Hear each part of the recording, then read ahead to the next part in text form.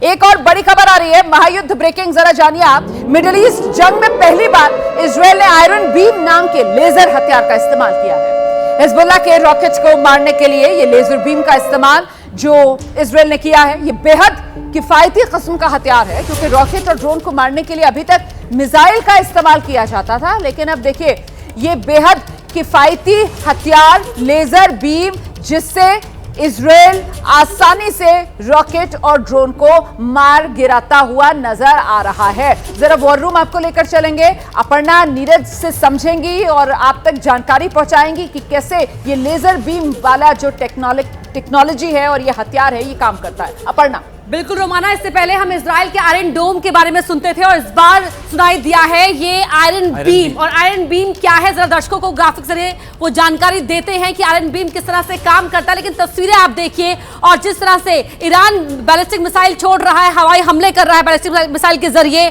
उन हमलों को इंटरसेप्ट कर वो गिरा दे रहा है, उन हमलों को नाकाम कर रहा है इजराइल आयरन बीम के जरिए। नीरज बताएं क्या करता है आयरन बीम? यही लेजर वेपन इसको कहते हैं, कि जो लेजर एनर्जी वेपन इसको कहते हैं, ये लेजर गई। अभी तक तो हम लोग देखते थे जो आते हैं मिसाइल आती हैं, ड्रोन आते हैं, उनको जो मारा जाता है मिसाइल के जरिए मारा जाता है। मिसाइल से ही अब अटैक कर सकते हैं, काउंटर अटैक कर सकते हैं। लेकिन होता क्या है कि मिसाइल एक बहुत ही महंगा जो वेपन होता है।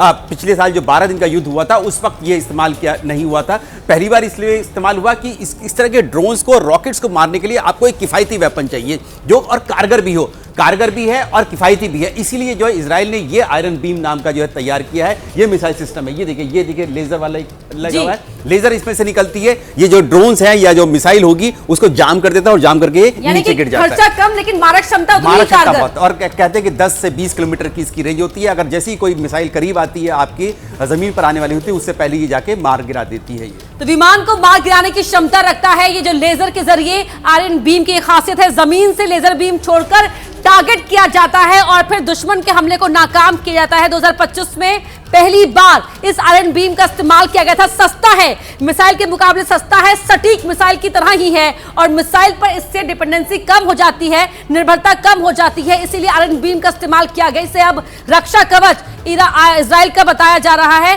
शक्तिशाली लेजर हथियार है ये एक लेजर वेपन है, मोबाइल लेजर इंटरसेप्टर है जो इंटरसेप्ट करता है। 100 kilowatt high energy laser system है ये आयरन बीम की स्पेसिफिकेशंस हम आपको बता रहे हैं। सबसे एडवांस हथियार जो इजराइल का रक्षा कवच है आयरन बीम, जिसके बारे में नीरज ने आपको समझाया। Over to you Romana. बिल्कुल, आइए जरा ग्राउंड पर लेकर चलेंगे आपको इजरायल से। हमारे सहयोगी विशाल पांडे लगातार हमारे साथ बने हुए हैं, जरा विशाल को ले आइए स्क्रीन पर। जी विशाल के पास जरा चलेंगे और विशाल से जानते हैं। विशाल, अभी तक तो वो आयरन डोम सिस्टम जो मजबूती देता था कवच इजरायल के लिए, और इस बार ये लेजर बीम, ये नया हथियार है, और इससे भी कहीं ना कहीं जब इस तरीके का शक्तिशाली हथियार किसी देश के पास आता है तो जो नागरिक होते हैं उनका मनोबल बढ़ा हुआ नजर आता है। इसका भी असर देख रहे हैं आप?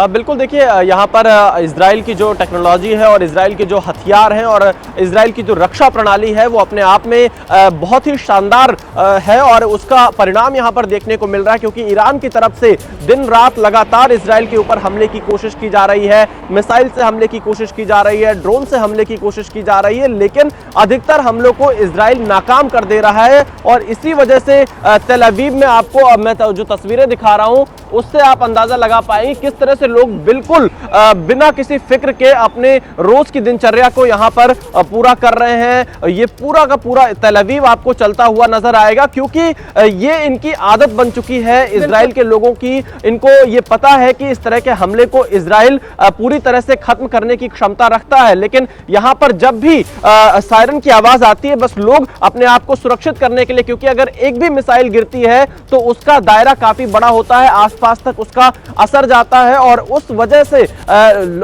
जो शीशे होते हैं, कांच होते हैं, अगर वो टूटते हैं तो उससे भी लोग बड़ी संख्या में घायल होने की संभावना होती है। इसलिए लोग बंकर की ओर जाते हैं, लेकिन इजराइल बहुत ही हाई क्वालिटी के और टेक्नोलॉजी के क्षेत्र में बहुत ही शानदार तरीके से यहां पर रक्षा कवच तैयार कर चुका है और इसीलिए ईरान के अधिकतर हमले इजराइल के ऊपर सफल नहीं हो पा रहे हैं। लेकिन अभी जो खबर आ रही है इजरायली सेना के हवाले से, उनके मुताबिक लेबनान में हिजबुल्लाह के ठिकानों पर इजराइल की तरफ तरफ से हमले बोले जा रहे हैं, ईरान में जो सैन्य ठिकाने हैं ईरानी सेना के, उनके ऊपर हमले बोले जा रहे हैं। अमेरिका और इजराइल संयुक्त रूप से लगातार ईरान में पिन पॉइंट स्ट्राइक करने में आज भी जुटे हुए हैं। और एक बड़ा अपडेट यह है रोमाना कि बातचीत के आसार कम नजर आ रहे हैं। ईरान के विदेश मंत्री बातचीत की ऑफर कर रहे हैं, लेकिन ईरान में जो खामनेई के बहुत करीबी रहे हैं, उनके सलाहकार रहे हैं, उनकी तरफ से कहा जा रहा है कि अमेरिका से कोई बातचीत नहीं होगी। तो एक बड़ा सवाल यह उठ रहा है कि क्या ईरान के अंदर जो मौजूदा वक्त की लीडरशिप है, उनके अंदर एक मत नहीं हो पा रहे किसी मुद्दे पर? यह एक बड़ा सवाल है, क्योंकि ईरान के विदेश मंत्री बातचीत का ऑफर कर रहे हैं और विदेश मंत्री की तरफ से ईरान के बातचीत का ऑफर किया गया। डोनाल्ड ट्रंप की तरफ से बयान आया कि साहब ईरान जो है वो बातचीत करना चाह रहा है, लेकिन उसके बाद ही ईरान में ही एक दूसरा धड़ा सामने आ जाता है जो साफ तौर पर खारिज करता है और कहता है कि अमेरिका से बातचीत की कोई गुंजाइश नहीं है, बदला ही आखिरी जवाब है जो अमेरिका को दिया जाएगा।